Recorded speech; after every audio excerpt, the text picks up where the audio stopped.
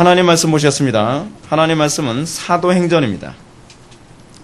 하나님 말씀은 사도행전 1장 1절부터 5절까지의 말씀, 신약성경 187페이지입니다. 신약성경 187페이지 사도행전 1장 1절부터 5절까지의 말씀 찾으셨으면 제가 봉독하겠습니다.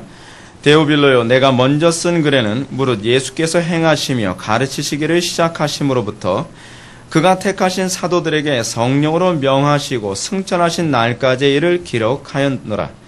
그가 고난받으신 후에 또한 그들에게 확실한 많은 증거로 친히 살아계심을 나타내사 40일 동안 그들에게 보이시며 하나님 나라의 일을 말씀하시니라. 사도와 함께 모이사 그들에게 분부하여 이르시되 예루살렘을 떠나지 말고 내게서 들은 바 아버지께서 약속하신 것을 기다리라. 요한은 물로 세례를 베풀었으나 너희는 몇 달이 못되어 성령으로 세례를 받으리라 하셨느니라. 아멘. 이 시간은 사도행전 첫 번째 강의가 되었습니다. 사도행전의 서론이라는 제목으로 하나님 말씀 증거하도록 하겠습니다. 사도행전의 서론. 매번 특정한 강해가 시작될 때마다 저는 모든 그 강해의 첫 번째는 전체에 관한 대략과 또 개론을 여러분들한테 말씀을 드립니다.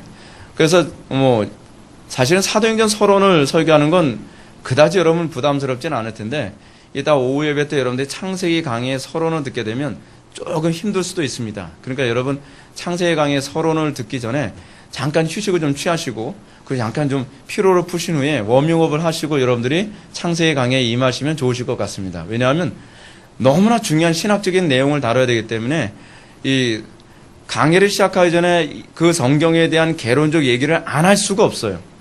굉장히 중요합니다. 오늘도 우리가 서론을 다룹니다. 이 서론이 여러분들 잘 알고 계신 것처럼 지난주까지 우리가 살펴봤던 누가복음의 기록자가 누굽니까? 누가죠. 그래서 누가의 복음입니다. 그렇죠?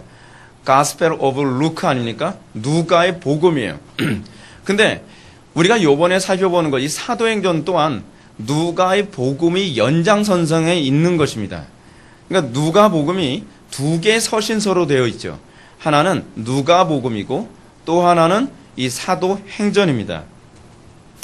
이 사도행전이 누가의 서신이라는 것에 관해서는 이의를 제기하는 학자들은 별로 없습니다. 거의 대부분 누가복음은 누가의 기록이다라고 얘기합니다. 물론 여러분들이 누가복음을 읽어보신 분들은 아시겠지만 누가복음 안에는요 누가가 기록했다라고 하는 분명한 어떤 그 기록은 나타나 있지 않습니다. 그래서 예를 들어서 나 누가가 기록하노니 이런 표현이 있지가 않아요. 그냥 이 부분은 문맥상 전체만 보더라도 이게 누가복음이라는 걸 알 수 있게 기록을 했어요. 그럼 어떻게 누가복음이 누가의 기록이라고 할 수 있겠는가? 그 몇 가지 그것을 알 수 있는 근거가 있는데 첫 번째 뭐냐면 1절을 보시면 여러분 수신자가 누구라고 되어 있습니까? 데오빌로라고 되어 있죠. 여러분 누가복음 1장 1절에도 수신자가 누구로 되어 있습니까? 데오빌로라고 되어 있습니다. 우리가 다음 시간에 다시 언급하겠지만 이 데오빌로라고 하는 수신자에 대해서 이 이름이 약간 바뀌었어요. 이 누가복음 1장에서는 데오빌로 가카라고 하는 이 호칭이 붙었는데 이 사도행전에서는 가카라는 호칭이 붙어 있지 않습니다. 데오빌로에게라고 얘기합니다. 왜 가카라는 호칭이 여기서는 나와 있지 않는가? 대부분의 신학자들이 보는 관점에서는 아마도 데오빌로가 누가복음을 받을 당시에는 그는 아직 이 공동체 안에 들어오지 않은 아직 불신자에 있는 이방인이었는데 이 사람이 누가복음을 접하고 난 이후에 그 사람이 기독교인으로 개종을 하게 됐다고 보는 거예요. 그래서 이제 데오빌로가 형제가 됐기 때문에 가카라는 호칭을 붙이지 않고 그에게 데오빌로라고 하는 이름만 언급하고 있는 것입니다. 특히 이제 거기 보게 되면 서론에서 사도행전 1장 1절을 보게 되면 내가 전에 기록한 이라고 하는 내가 먼저 쓴 글이라고 하는 표현이 나오는데 내가 쓴 글은 이 누가복음을 얘기하는 것이 분명하다 보는 것이 대부분 학자들의 견해입니다. 이 사도행전이 누가의 기록이라고 하는 두 번째 증거는 무엇이냐 하면 기록 방식의 일치성입니다. 누가복음과 사도행전은 모두 성령의 약속과 승천의 내용들을 동일한 방식으로 기록하고 있습니다. 그리고 더 나아가 누가복음과 사도행전은 그 문체가 동일해요. 그러니까 여러분들 대부분 바울 서신을 읽을 때 바울 서신에도 나 바울이 기록했다라고 안 써있는 게 굉장히 많거든요. 그랬을 때 이것이 바울 서신인지 아닌지 구분하는 중요한 방식이 뭐냐면 문체를 가지고서 기록합니다. 예를 들어서 제가 글을 쓰게 되면 저는 어떻게 항상 이렇게 습관적으로 쓰는 문체가 있잖아요. 반복적으로 저는 많이 사용하는 문체가 있고요. 이 바울에게도 동일한 문체가 나타난 것을 보면서 이건 바울 서신이다, 아니다, 뭐 이런 식으로 이제 구분합니다. 이 누가복음과 사도행전도 그 문체상 이 일치성이 굉장히 많이 나타납니다. 문체가 동일해요. 특히 흥미로운 점은 누가가 누가복음이나 사도행전이라고 하는 두 개의 서신을 기록하면서 이 두 개의 서신이 서로 이렇게 오버랩되게 어떤 부분을 기록했다는 거죠. 누가는 누가복음 끝에 뭘 기록했죠? 누가복음과 사도행전이 서로 이게 연결되어지는 이게 동일한 내용이 있죠. 누가복음의 그 끝부분은 마지막 부분 예수님의 승천을 아주 간략하게 요약해서 기록하고 있지 않습니까? 굉장히 요약하고 있어요. 왜 요약하느냐? 그 이유는 뭐냐 하면 사도행전에서 이게 제대로 설명을 하려고 요약을 해놓은 거예요. 그래서 이 누가복음에서는 예수님의 승천 사건을 요약하고 무슨 내용이 있었는지 어떤 사건이 있었는지를 선명하게 알지 못하게 대충 요약하면서 누가복음이 마감을 했다면 사도행전은 이 예수님의 승천 사건을 아주 선명하게 디테일하게 기록을 함으로써 이 사도행전이 누가의 기록이구나라고 하는 것을 알 수 있도록 했어요. 그게 뭐냐면 그게 바로 앞에 서술한 그 서신서가 바로 누가의 기록이라는 것을 알리는 독특한 문학 기법을 사용한 거예요. 동일한 사건을 다시 기록하고 이것을 확대해서 기록함으로써 이거 내가 기록한 거야 라고 하는 것을 알도록 하기 위한 것입니다. 그러면 사도행전의 주제가 무엇인가를 살펴보겠습니다. 사도행전은 그 제목 때문에 자칫 사도들의 행적에 대한 기록으로 이해되기 쉽습니다. 굉장히 중요한 얘기니까 여러분 귀담아 들으셔야 돼요. 그러나 사도행전을 이렇게 이해하는 것은 상당히 우려스러운 조건입니다. 사도행전은 엄밀한 의미에서 이게 누가 타이틀을 붙였는지 모르겠는데 엄밀한 의미에서는 사도행전이라고 붙이는 건 좀 약간 우려스러운 제목이에요. 사도행전은 그 구조를 볼 때 사도들의 행적보다는 다른 것에 관심을 갖고 있습니다. 사도들의 행적에 관심을 갖고 있는 게 아니에요. 그러면 누가가 사도행전을 기록하면서 관심을 갖고 있는 것이 무엇인가? 첫 번째는 이것입니다. 누가는 사도행전의 첫 부분을 사도들의 행적이 아니라 예수님의 행적을 소개합니다. 누구의 행적을 소개하고 있다고요? 예수님의 행적. 여전히 사도행전은요, 예수님의 행적에 관심을 가지고 있어요. 그래서 신학자들은 사도행전을 뭐라고 또 표현하냐 하면 예수님의 사역이라고 이름하는 사람도 있습니다. 그러니까 사도행전보다는 뭐가 더 어울리다는 거예요? 예수님의 행적, 예수님의 사역 이런 식으로 얘기하는 게 더 어울린다. 그렇게 보는 입장이 있어요. 두 번째로 누가는 이 사도행전을 기록하면서 뭐에 관심을 갖고 있냐면 성령의 역사에 관심을 갖고 있습니다. 이런 이유 때문에 신학자들은 예수님의 사역이라고도 표현하지만 또 뭐라 하냐면 성령의 사역이라고 표현해요. 그래서 여러분 어떤 책을 보게 되면 사도행전이라고 제목하지 않고 강해서의 제목을 성령행전이라고 이렇게 표현한 강해서를 이런 본 적 있죠. 그게 더 적절한 제목이기 때문에 그래요. 그래서 성령행전, 그리스도의 사역 뭐 이런 식으로 이해하는 것이 더 적절하다는 것입니다. 세 번째로 사도행전이 사도들의 행적에 관한 책이라고 보기 어려운 이유는 사도행전에서요 사도들의 행적만 주로 다뤄야 되는데 그렇지가 않아요. 사도행전에서 관심을 갖고 있는 사람들 사도행전에서 주로 몇몇 사도에게만 관심을 갖고 있죠. 누구에게 관심을 갖죠? 바울의 사역에 주로 많은 관심을 할애하고 있죠. 그리고 또 누구에게 관심을 갖죠? 베드로. 그리고 또 바나바. 뭐 이런 사람들의 행적에 주로 관심을 갖고 있어요. 다른 나머지 사도들은요, 어디서 무슨 뭐 군밤 장사를 했는지 뭐 했는지 아무것도 기록을 안 하고 있어요. 사도들의 전반적인 행적에 관심을 갖고 있는 것이 아니라는 것을 잘 보여주고 있는 것이죠.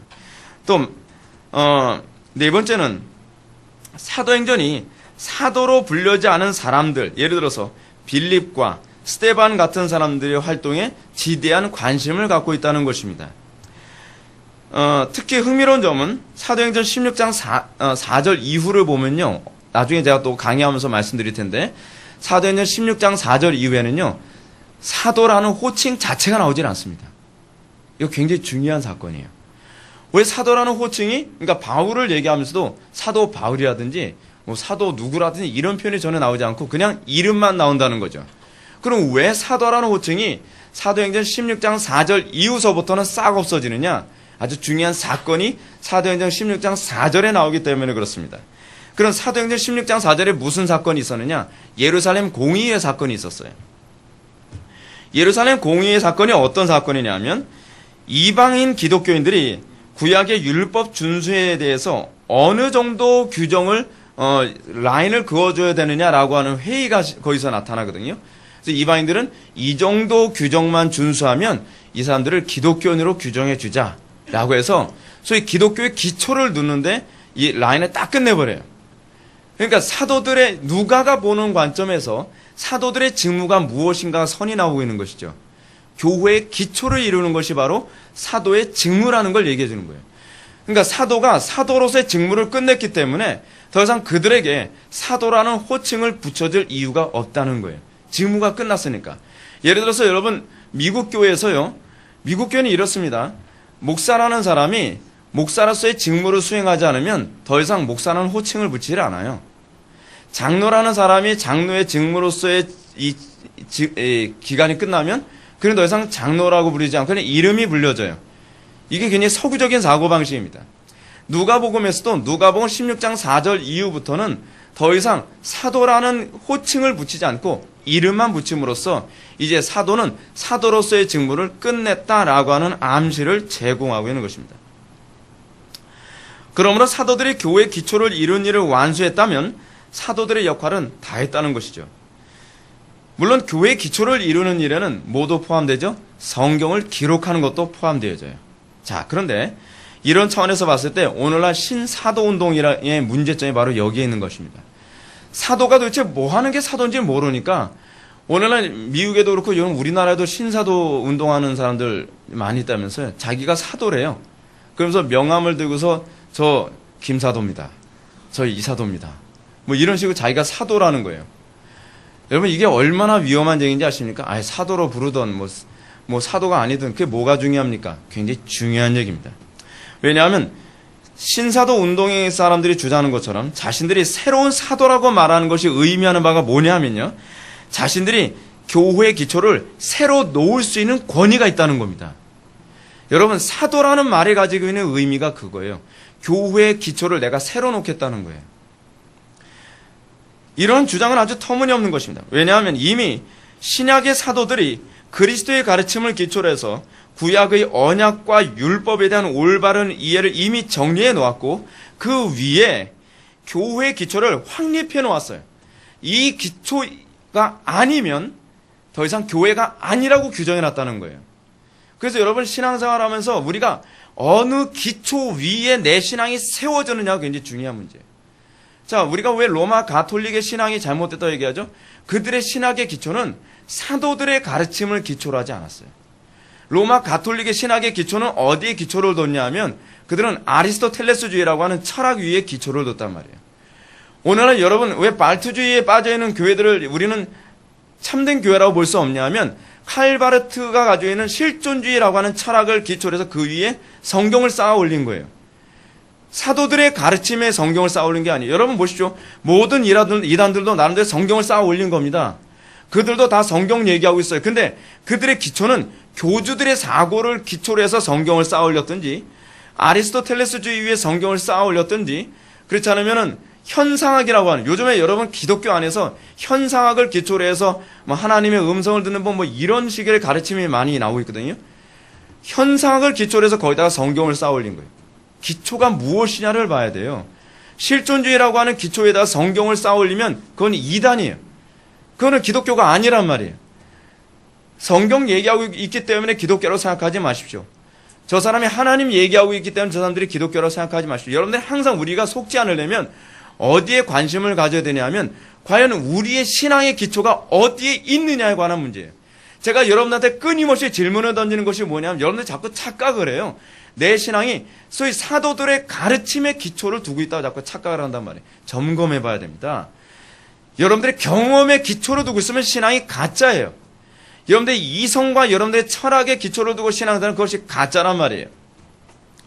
항상 초대교회에 관심을 갖는 것은 여러분들의 신앙의 기초를 어디에 두었느냐의 질문을 던지거든요. 너희들의 기초가 어디에 있고 그 기초 위에다가 너희들이 성경이라고 하는 신앙을 쌓아 올렸느냐라고 질문을 던진다는 사실입니다. 그러므로 초대교회 이후의 모든 교회들은 교회 기초를 이루는 데 있어서 항상 1세기 사도들의 가르침에 항상 기초를 두었는지 항상 관심을 갖습니다. 여기엔 예외가 없어요. 예외가. 왜냐하면 사도들은 이렇게 얘기합니다. 바울의 말을 한번 들어볼까요? 그러므로 형제들아 굳건하게 서서 말로나 우리의 편지로 가르침을 받은 전통, 뭘 얘기하는 거죠? 사도들의 가르침을 얘기하는 거죠. 그래서 우리의 편지는 뭘 얘기하는 거예요? 신약 성경을 얘기하는 것이거든요. 사도들의 가르침을 지키라 라고 얘기하고 있습니다. 에베소 교회를 향해서는 또 이렇게 얘기합니다. 너희는 사도들과 선지자들의 터 위에 세우심을 입은 자들이니라.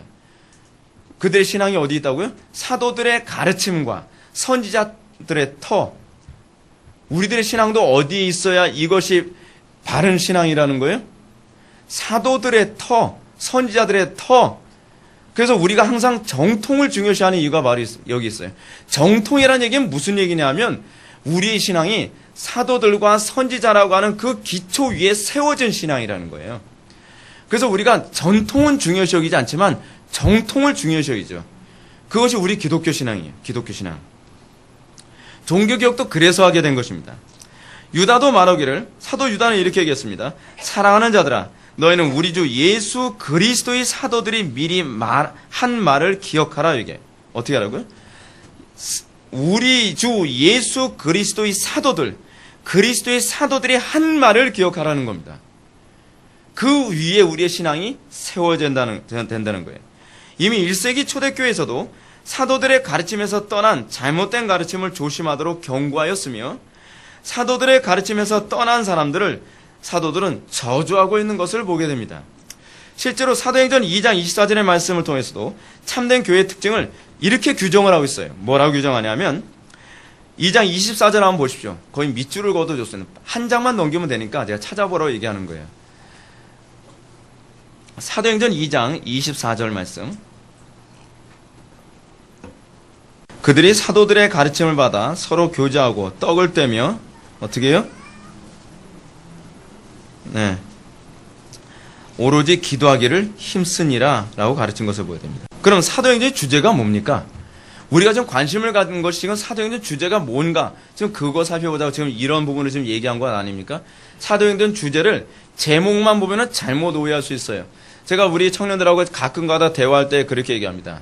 뭐 영화를 봤든지 책을 봤든지 뭘 봤든지 주제가 뭔 것 같아? 그럼 주제를 파악하는데 항상 뭐부터 관심을 가져야 되죠? 제목이에요. 제목을 가지고 주제를 파악해야 된단 말이에요. 근데 지금 제목이 잘못됐다는 거예요. 사도행전이 아니라는 거죠. 어떻게 얘기를 해야 돼요? 성령행전이라고 얘기하든지 그리스도의 행적의 사역. 그럼 이런 질문이 나옵니다.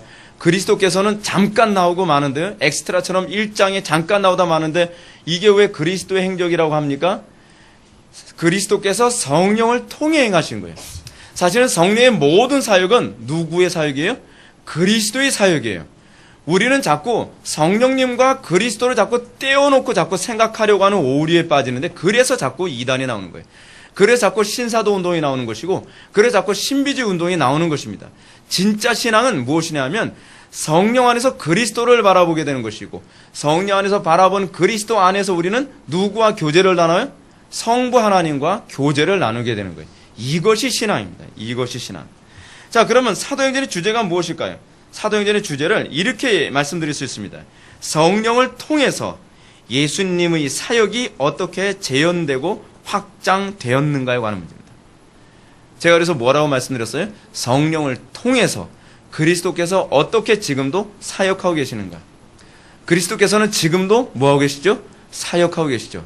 근데 그리스도께서 사역하실 때 누구를 통해서 사역하세요? 성령을 통해서요.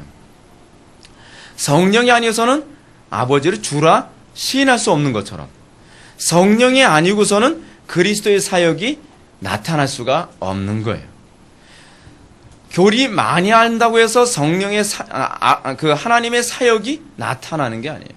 항상 성령의 역사가 중요하다고 얘기하는 이유가 무엇이냐면 그리스도는 성령을 통해서 당신의 영광을 오늘날에도 동일하게 드러내시기 때문에 그렇습니다. 성령을 의존하지 않으면 하나님의 영광이 나타날 수가 없습니다. 저는 개인적으로 설교 사역도 그렇다고 생각합니다. 설교 사역은요, 목사가 성경을 잘 연구해가지고 여러분한테 지식을 전달하는 게 설교 사역이 아닙니다. 물론 설교자가 성경을 잘 연구해서 정확하게 전달해야 되겠죠.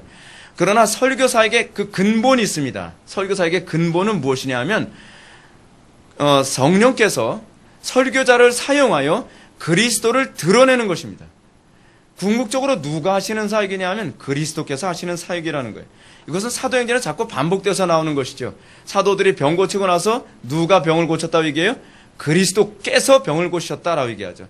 이게 항상 그리스도 중심적 사고방식이고 그것이 그리스도 중심적 신앙생활입니다. 자, 그래서 누가는 무엇보다도 복음서를 통해서, 이것이 굉장히 중요한 개념이 있어요. 그러면 누가는 복음서를 먼저 얘기하느냐? 복음서를 통해서 예수님의 행적을 먼저 구체적으로 얘기해 줘야 되겠죠. 그래야 성령의 행적이 그리스도의 행적이라는 것을 입증할 수 있는 것 아니겠습니까? 그래서 그리스도의 행적을 먼저 누가복음을 통해서 잘 설명하고 난 다음에 사도행전을 통해서 이 성령의 행동이 바로 그리스도의 행위의 연계성이 있다는 것을 다시 알려주고 있는 것입니다. 바꿔서 얘기한다면 오늘날 우리에게서 나타나는 신앙의 삶이, 신앙의 행위가 그리스도의 사역의 연장선에 있다고 했을 때라야만 그가 진정으로 성령 안에 있는 자라고 알 수 있다는 거예요. 문제는 오늘날 사람들이 다 성령 받았대요. 다 은혜 받았대요. 다 믿음 있대요. 능력되고 뭐 귀신도 쫓고 뭐 별거 다 하는데 그들의 삶 속에서 그리스도의 삶의 연장선이 나타나고 있지 않다는 거예요. 그래서 사도 바울이 끊임없이 얘기하고 있는 것이 무엇입니까? 우리에게서 그리스도의 향기가 나오고 있느냐에 관한 문제. 우리에게서 그리스도의 영광이 나타나고 있느냐에 관한 문제를 계속 얘기하고 있잖아요. 사도 바울이 그래서 뭘 얘기해? 나에게서 그리스도의 흔적이 나오고 있다. 왜요? 이것이 우리가 바로 예수 믿는 방식이기 때문에 그래요. 그리스도의 고난에 내가 그대로 참여하고 있고 그리스도의 기쁨에 내가 그대로 참여하고 있고 그리스도처럼 말하고 그리스도처럼 행하고 그리스도의 그 거룩함. 그래서 아주 중요한 신학적 개념이 뭐가 나와요? 칭의론에서요. 그리스도와의 연합이라는 교리가 나오잖아요. 신비적 연합. 성령께서 우리에게 하시는 것은 성령께서 우리를 그리스도와 연합하여 우리를 그리스도의 삶에 참여하게 하는 거예요. 그게 바로 성령께서 하시는 거란 말이에요. 성령께서 뭐 귀신 쫓고 능력해하고 이것만 하시는 게 아니에요. 성령께서 궁극적으로 목표로 하는 바가 무엇이냐 하면 지금도 여전히 성령을 통해 그리스도께서 이 땅에 그 사역이 진행되게 하신다는 거예요. 우리에게서 우리가 관심을 가져야 되는 게 무엇인지 아세요? 그 일이 나에게서 나타나길 바라야 된단 말이에요. 근데 우리는 그거에 관심이 없어요. 그래서 제가 속이 터지는 거예요. 내 속에서 그리스도의 그 실존이 다시 드러나야 되는데 그리스도의 실존이 드러나는 데는 관심이 없고 맨날 뭐에 관심이 맞아요? 뭐 성령 받아 뭐 능력해야 하고 뭐 귀신 쫓고 잘 먹고 잘 살고 복 받고 천국 가나요? 지옥 가나요? 맨날 이 얘기나 하고. 여러분들 정말 관심 가져야 되는 건 내가 정말 그리스도와 연합된 증거가 있느냐에 관해서 관심을 가져야 돼요. 여러분들 그리스도와 연합된 증거 없다면 여러분 내가 그리스도인, 내가 거듭났다, 내가 구원받았다, 내가 성령 받았다 이 소리 함부로 하면 곤란해요. 그렇게 하는 문제가 아니에요. 그래서 여러분 이런 사실을 좀 더 누가가 부각시키기 위해서 누가는 안디옥 교회 사도행전에서 이런 얘기를 언급합니다. 사도행전 11장 26절에서 그리스도인이라 일컬음을 받게 되었다. 어디가요? 안디옥 교회가. 안디옥 교회가 뭐라고 일컬음 받았다는 걸 얘기해요? 이거 굉장히 노골적으로 얘기한 거거든요. 그리스도인이라 일컬음을 받았다. 교회가 뭐라고요? 그리스도와 연합한 존재다라는 거예요. 그리스도와 같은 삶을 살아가는 존재다라고 하는 거예요. 안 믿는 사람들이 기독교인들을 봤을 때 저들에서 그리스도를 바라보게 되더라는 거예요. 아, 저들을 보니까 그리스도는 저런 분이었겠구나라고 생각하게 되더라는 것이죠. 저들을 보니까 내가 예수가 살아있을 때 보았던 모습이 예수쟁이들 모습에서 그대로 나타나더라라고 하는 거죠. 오늘날 기독교의 위기가 뭔지 아세요? 사람들도 많이 모이고 교회도 예배당도 의리의리하게 짓고 뭔가 뭐 사회활동도 많이 하고 뭐하고 하는데 안 믿는 사람들이 우리 기독교인들을 바라보면서 그리스도가 보이지 않는다는 거예요. 여러분 이거 심각한 문제 아닙니까? 예수 믿음의 궁극적 목표가 뭔데요? 제가 우리 교회 목회를 하면서 숫자를 늘리는 것보다는 항상 복음의 핵심에 제가 초점을 맞추는 게 뭔데요? 거룩이잖아요. 왜요? 우리 교회가 존재하는 궁극적 목적은 그리스도의 영광, 그리스도께서 드러나게 하는 거란 말이에요.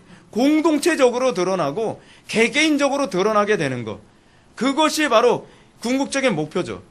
누가도 관심이 그거예요. 누가복음을 통해서, 이 사도행전을 통해서 소위 이 신약의 교회가 어떤 모습을 갖춰야 됨이 올바른가에 관해서 얘기하는 거예요.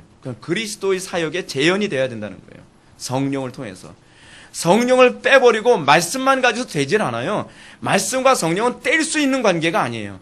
같이 가는 관계란 말이에요. 같이 가는 관계예요.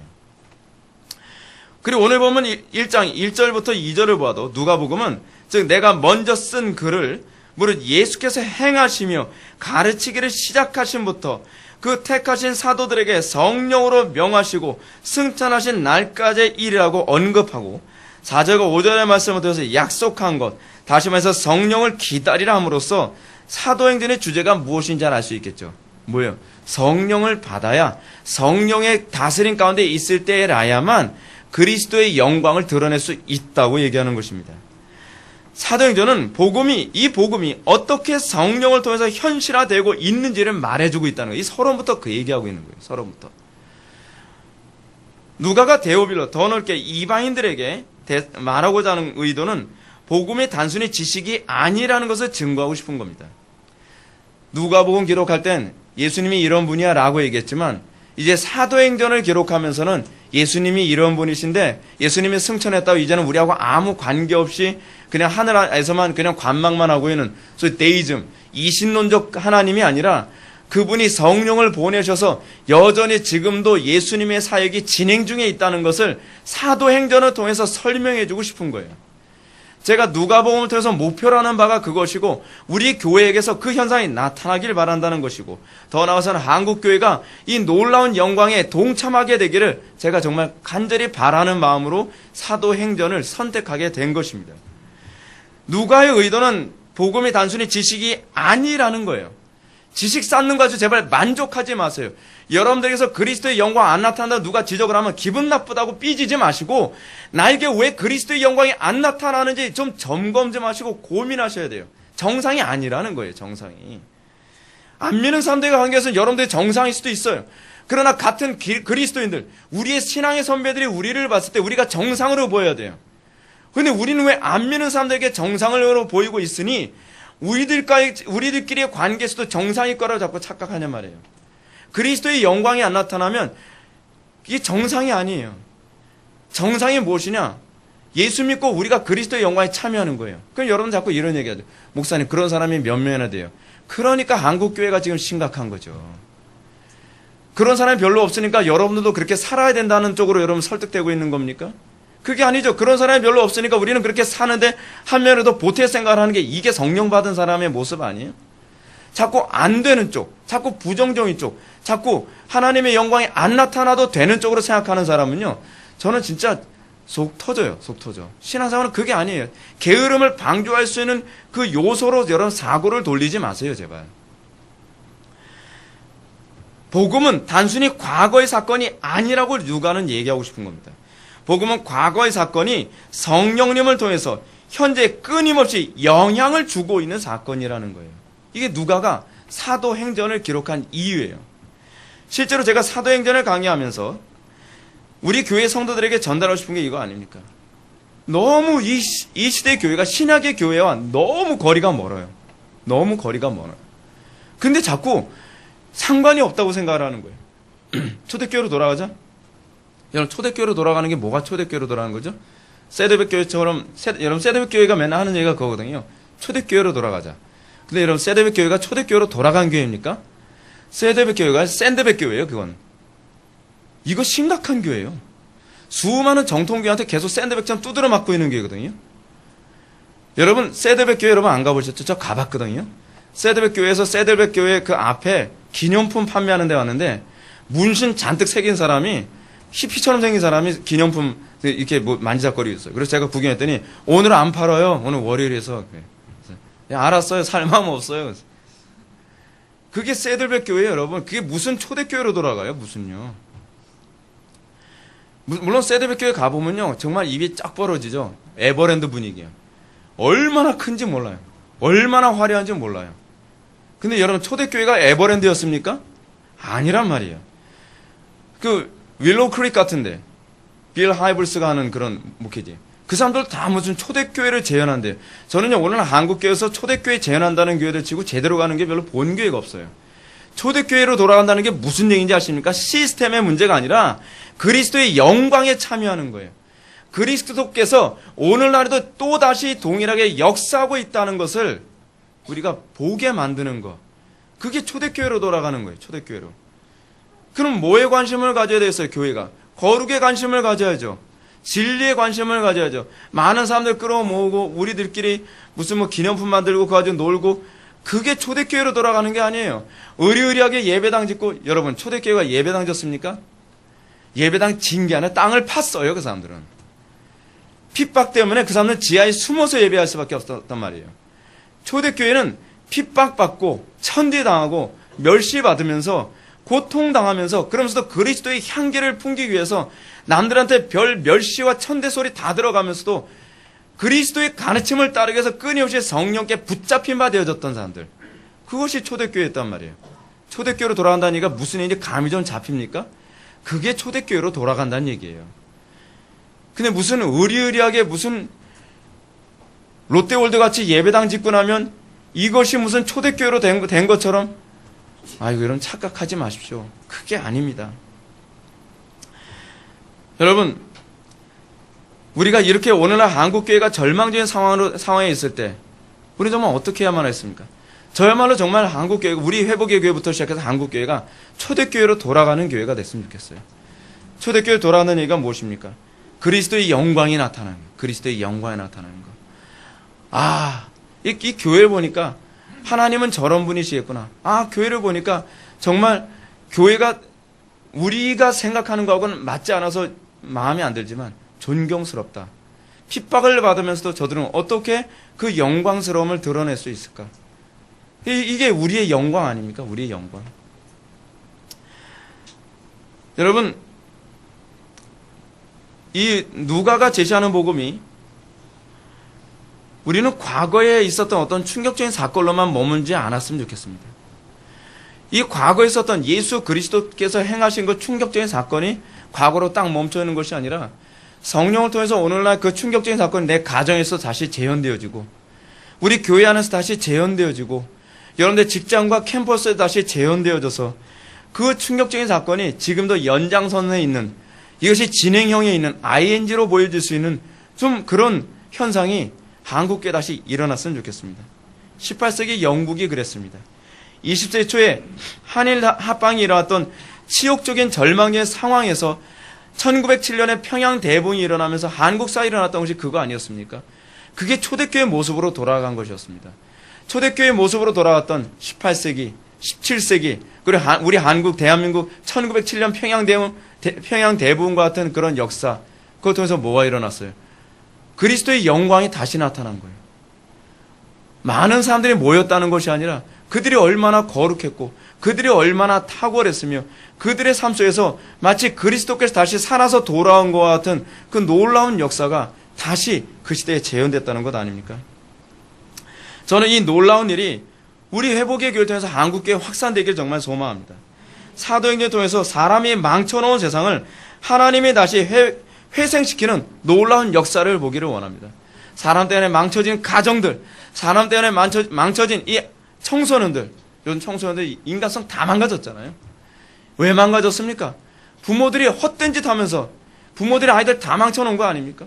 근데 그 아이들이 복음을 통해서 다시 돌아오고, 그리고 이 사회가 다시 회복되어지고 이 국가가 다시 회복되어진 그 영광, 그거 우리가 기대하자고 지금 사도행전 지금 살펴보자는 것 아닙니까?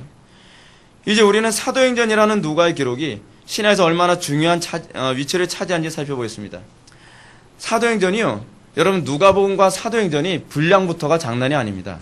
누가복음과 사도행전은요 신약 성경의 4분의 1을 차지해요. 굉장히 분량을 많이 차지해요. 근데 이 사도행전이 얼마나 중요하냐? 사도행전은요 유일하게 신약 성경에서 유일하게 역사서예요. 역사 내용을 기록한 것은 사도행전밖에 없어요. 누가가 어떤 사람이라고요? 그 역사학자라 했잖아요. 의사면서 이 사람이 사도행전을 기록하는 말이 역사적 기록 방식을 그대로 사용했어요. 그래서 이 사도행전을 바라보면 이 그 초대교회가 어떤 모습이었는지를 아주 정확하게 알 수가 있습니다. 사도행전이라는 성경을 통해서 우리는 다른 모든 서신들의 역사성과 기록 의도를 이해할 수 있는 유일한 근거를 찾을 수가 있습니다. 예를 들어서 여러분, 사도행전이 없었으면요, 고린도전서가 언제 어디서 어떤 정황에 기록되는지 알재간이 없어요. 로마서가 어떤 정황에서, 어떤 상황에서, 어떤 심리적인 어려움 가운데 로마서가 어디서 기록되는지 알 수가 없어요. 에베소서도 그렇죠. 성경에 나오는 수많은 서신서들의 이 백그라운드를 바르게 이해할 수 있는 근거는 사도행전 이 한 권 때문에 가능한 겁니다. 그래서 제가 이제 사도행전을 강의하면서 이런 얘기를 할 거예요. 예를 들어서 뭐 어느 지역에서 이제 사도들이 이제 사역을 하는 사건을 나왔을 때 여기서 고린도전서가 기록됐습니다. 여기서 뭐 로마서가 기록됐습니다. 여기서 어떤 성경이 기록됐습니다. 여기서 에베소서가 기록됐습니다. 이런 얘기를 이제 차근차근 하게 될 겁니다. 그래서 사도행전을 보게 되면 신약성경 전체가 하나의 아웃라인처럼 싹 보일 수가 있어요. 그래서 사도행전이 너무나 중요해요. 사도행전이 없다면 우리는 다른 모든 서신서들의 정황을 이해하고 정확하게 해석할 수 있는 근거가 없어져 버리고 맙니다. 이처럼 여러분, 역사서가 굉장히 중요합니다. 이 역사서가 중요하기 때문에 여러분, 구약에서도 역사서가 있죠. 구약의 역사서가 뭐가 있습니까? 예를 들어 사사기가 역사서죠. 열왕기서, 역대기서가 다 역사서죠. 이런 역사서가 기록되어지지 않았으면 여러분, 구약 성경 해석하는데 상당한 어려움이 있습니다. 예를 들어서 여러분, 예레미야서가 기록됐는데 예레미야서만 봐서는요, 예레미야서가 이해하기 상당히 어려워요. 근데 예레미야서가 어떤 정황하에서 어떻게 바벨론 포로기에 어떻게 예레미야서가 기록되었는지를 그 정황과 사건을 이미 열왕기서나 역대기서, 뭐 에스라서, 느헤미야서 이런 데 다 기록되어 있기 때문에 이거를 바라보면서 해석을 할 수 있죠. 예를 들어서 이사야서도 그렇습니다. 또는 에스겔서도 그렇습니다. 선지서는요, 예언만 자꾸 나오기 때문에 이 예언이 어떤 사건을 배경으로 해서 기록되는지 알지 못하면 이거를 해석하기가 굉장히 어려워요. 특히 시편도 그렇습니다. 시편도 그냥 감상적으로 기록된 것이 아니라 사건을 배경에 두고 있는 경우가 상당히 많이 있죠. 다윗이 우리아의 아내 밧세바를 범하고 나서 그것과 관련해서 시편 51편이 기록되었죠. 또 시편 2편 같은 경우에는 왕이 등극시 아닙니까? 다윗이 왕으로 등극할 때 그때 이 낭송되었던 것이 시편 2편이에요. 그 밖에도 여러분, 여러 정황과 사건을 배경으로 해서 시편이 기록되었기 때문에 역대기서나 열왕기서, 사무엘서, 뭐 사사기, 뭐 에스라, 느헤미야서 같은 이런 역대서가 없으면 여러분, 구약 성경의 상당수의 부분을 해석하기가 상당히 어렵습니다. 그런 차원에서 우리가 이 사도행전이 정말 꼭 필요한 이유가 바로 여기에 있어요. 이제 저는 마지막으로 사도행전에 가지고 있는 중요한 신학적 내용들을 살펴보고 말씀을 마치도록 하겠습니다. 먼저 사도행전은 복음의 증거가 성령의 오심과 연결되어 말아진다는 것을 여러분한테 말씀드리고 싶습니다. 사도행전은 복음의 증거가 인간의 일이 아니라 하나님의 일임을 우리들에게 얘기해주고 있습니다. 사도행전은요, 복음의 증거가 인간의 일이 아니라 하나님의 이름을 분명히 가르칩니다. 예수님은 제자들을 향하여 무조건 용기를 내서 복음을 열심히 전하라고 얘기하고 있지 않습니다. 이게 우리가 항상 가져야 될 교훈입니다. 우리는 자꾸 어떻게 하죠? 오늘 한국교회 가지고 있는 가장 심각한 문제는 뭐냐면 전도하라고 다구치기만 해요. 복음 전해, 복음 전해. 왜 한 명이라도 전도해 오냐? 안 해오냐? 자꾸 다구치기만 해요. 예수님 그러지 않으셨습니다. 성경으로 돌아가야만 합니다. 정확하게 성경으로 살아가야만 합니다. 오늘 보면 4절을 보면 주님은 제자들에게 복음을 전하도록 요구하신 후에 분명히 약속한 성령이 오기까지 뭐하라고 얘기했습니까? 기다리라는 겁니다. 왜냐하면 복음 전도 사역은 우리의 사역이 아니에요. 착각하지 마세요. 설교자가 설교하는 건 목사의 사역이 아닙니다. 성령의 사역이에요. 오늘날 왜 설교자가 설교하는 가운데 회심이 안 나타나는지 아십니까? 왜 교인들이 안 변하는지 아십니까? 설교가 목사의 사역이라고 생각하는 거예요. 아니에요. 설교는 성령의 사역이에요. 성령께서 목사를 사용하지 아니하면 그건 이미 하나님의 사역이 아니라 목사라고 하는 한 개인의 사역이 돼버리고 맙니다. 전도도 똑같아요. 여러분들이 전도하기 위해서 여러분 기도 얼마나 합니까? 진짜 제대로 전도하는 사람은요, 한 명의 회심을 위해서 얼마나 하나님께 기도를 많이 하는지 모릅니다. 죽기 살기로 기도합니다. 성령께서 역사해 주시길 기도하는 겁니다.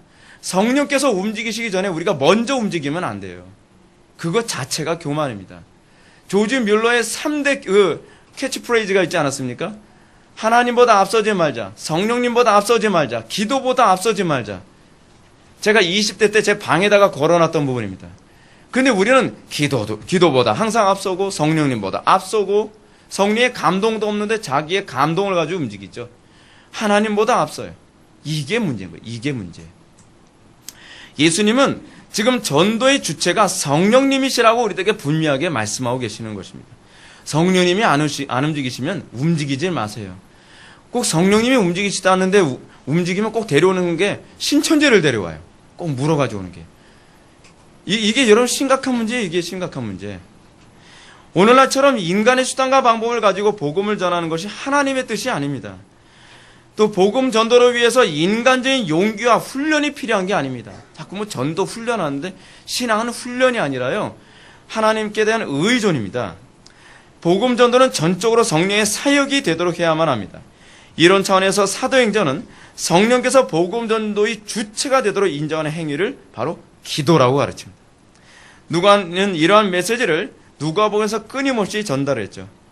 그 대표적인 예로 누가는 오순절날 성령 강림의 예를 들면서 약속한 성령을 기다려라. 그 마냥 기다립니까? 아니죠. 어떻게 기다렸죠? 120문도들이 오로지 기도에 힘쓰더라. 오로지 기도에 힘쓰더라. 지난 개혁성경에서는 전혀 기도에 힘쓰더라. 이게 더 적절한 표현이거든요. 전심을 다해서 기도에 힘쓰는 거. 여러분, 성령 받는다는 거요, 자꾸 이렇게 쉽게 생각하지 마십시오. 무슨 성령 받는 거, 뭐 찬양하면서 뭐 기분 좋게 막 하늘에서 뭐가 막 이게 스물스물 떨어지는 게 성령 받는 거로 생각하지 말라는 거예요. 성령 받는 건요, 힘써야 받는 거예요. 힘써야 받아요.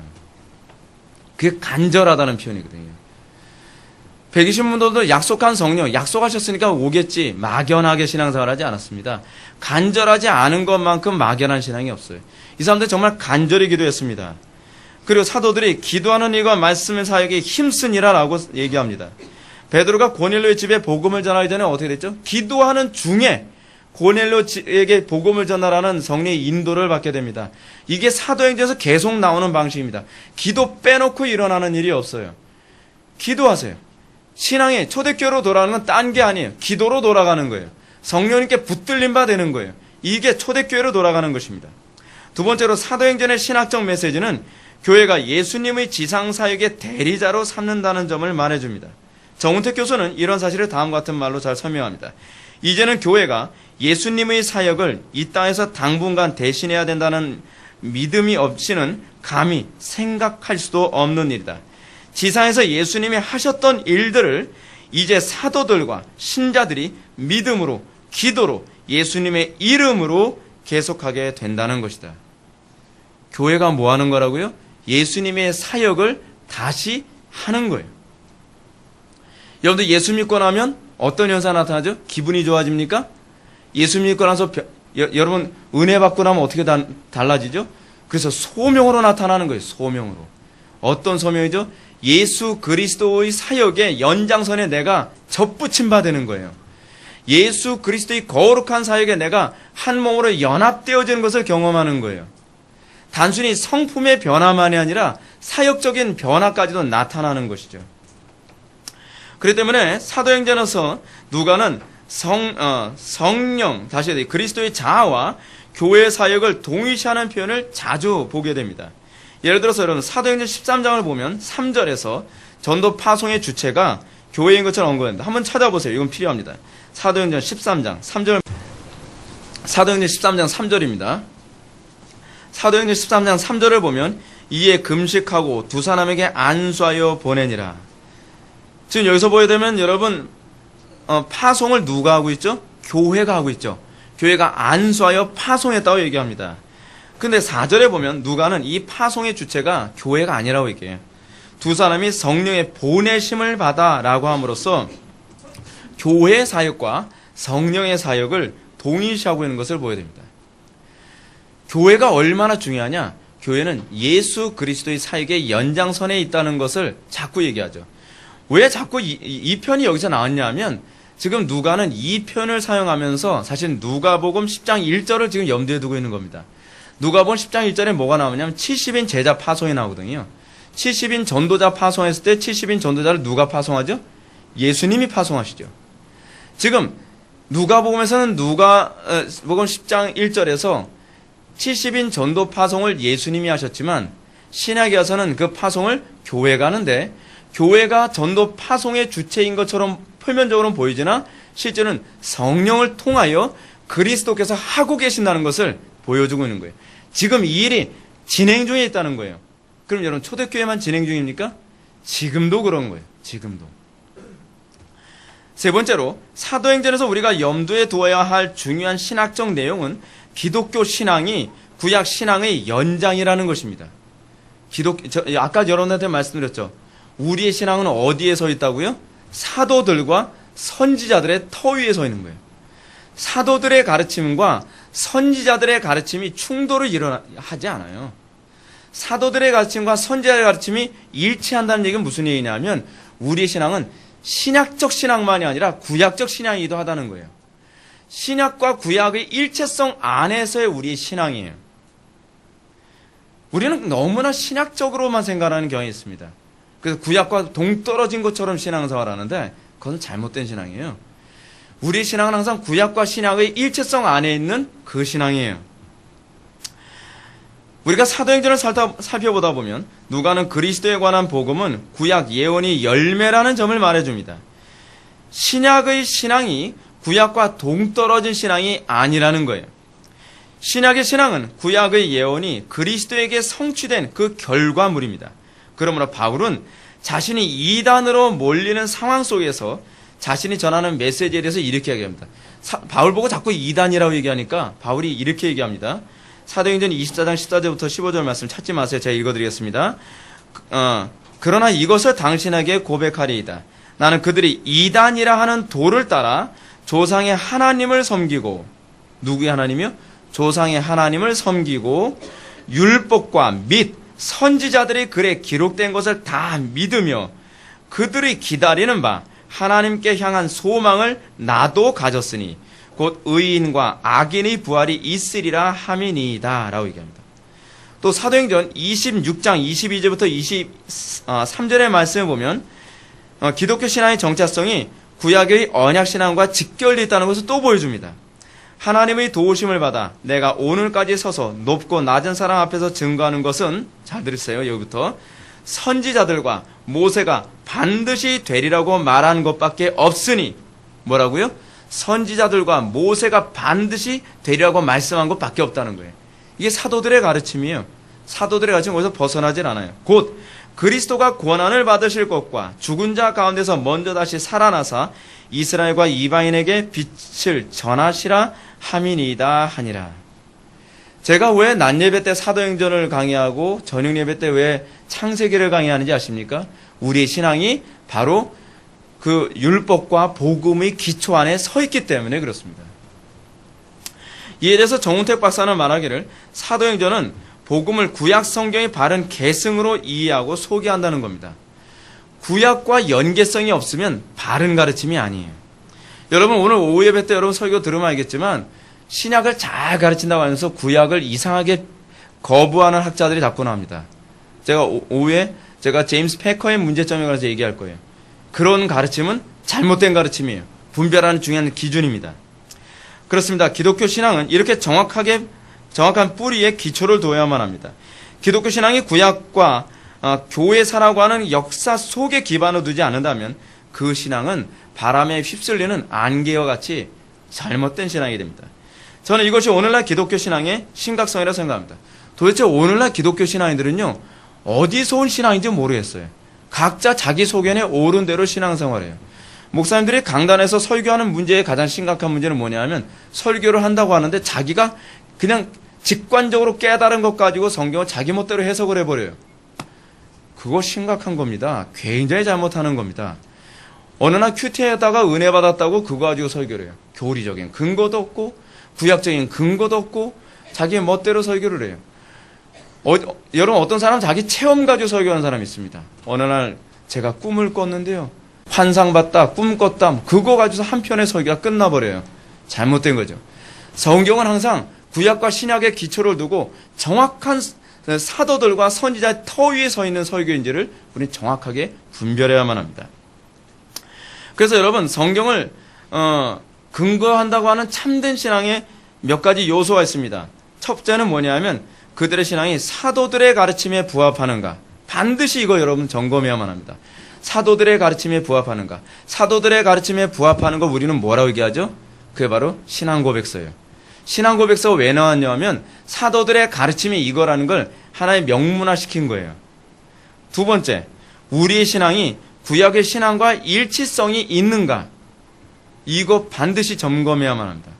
우리의 신앙이 구약의 신앙과 일치성이 있는가. 세 번째는 역사적인 정통 교회의 신앙 고백과 일치하는가. 이거 뭐라 했죠? 이게 신앙 고백서.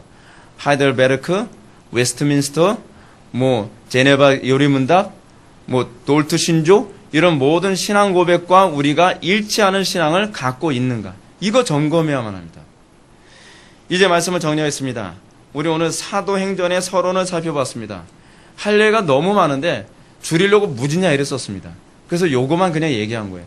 사실은 사도행전 개론을 지금 여러분들한테 다 얘기해 주려고 애를 쓴 거예요.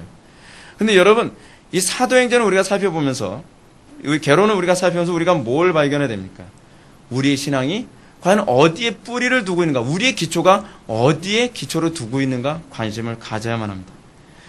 무엇보다도 우리는 우리의 신앙이 초대교회 때서부터 연장선상에 있다는 것을 무엇으로 알 수 있는가? 그것은 예수 그리스도의 사역이 우리의 삶 속에서도 성령 안에서 그대로 나타나는 것이어야만 합니다. 그리스도가 드러나는 것, 이것이 어느 시대든지 모든 교회가 추구해야 되는 방향입니다. 그래서 여러분들 각자의 신앙생활에서도 여러분들 항상 관심을 가져야 될 방향은 내 삶 속에서 누가 드러나길 바라는가? 바로 그리스도가 드러나길 바라야 된다는 사실입니다. 이것이 여러분들이 이번 사도행전을 통해서 여러분들이 목표하는 바가 되고, 이것에서 한국교회의 큰 도전도 되고 우리 회복의 교회가 새롭게 다시 점프할 수 있는 귀한 기회가 되기를 주님의 이름으로 축원합니다. 기도하시겠습니다. 사랑이 많으신 하나님 아버지, 우리가 오늘 이 시간 사도행전의 서론을 살펴봤습니다. 아버지 하나님, 우리의 믿음이 분명한 기초 위에 서 있게 하여 주시고 우리가 성령님께 붙들림 받아요. 우리의 예수 그리스도의 그 거룩함에 참여하며 그 사역에 참여하는 놀라운 역사가 날마다 나타나게 하여 주옵소서. 예수님의 거룩하신 이름으로 기도드립니다. 아멘.